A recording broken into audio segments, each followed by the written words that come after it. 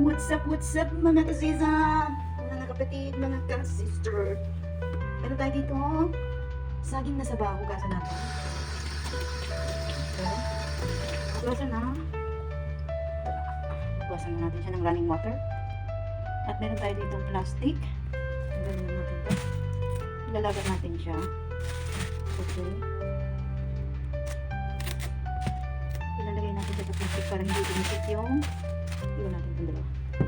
So, dumikit yung dakar na sa ating kasirola. Nakita ko lang dito. Kaya tulungan sa akin ito. Ganyan lang. Lalaga natin siya. Lagay tayo ng boil water.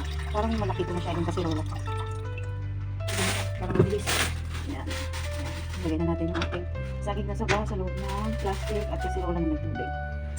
Alright. Open the fire. Yan, lalaga na natin siya. And then, we will come back to you guys after nakumulo na siya. Alright? Let's check out our nilagang sabang saging.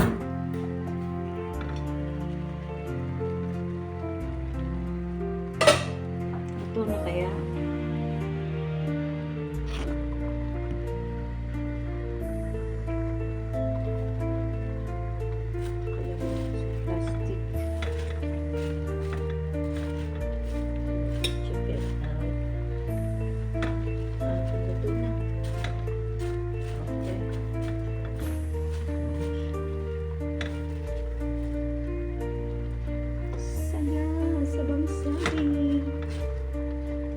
Baliktad mo lang siya.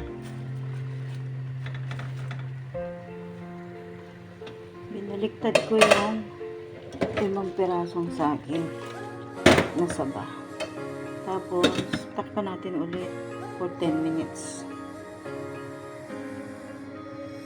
Yan na po ang ating saging na saba na boil.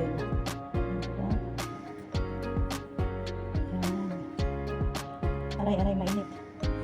Musok. Oo, diba? Thank you for watching. Bye-bye. Ayos siya. Lagkitan. At hindi matamis.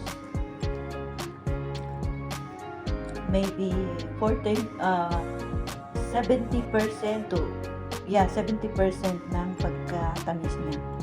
For me, it's the best. Sarap. Galing daw to ng Pilipinas. Nabili ko sa Little Manila, Salmila.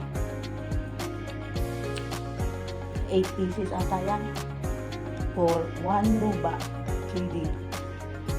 Let's eat guys. Nilagang sabang saging.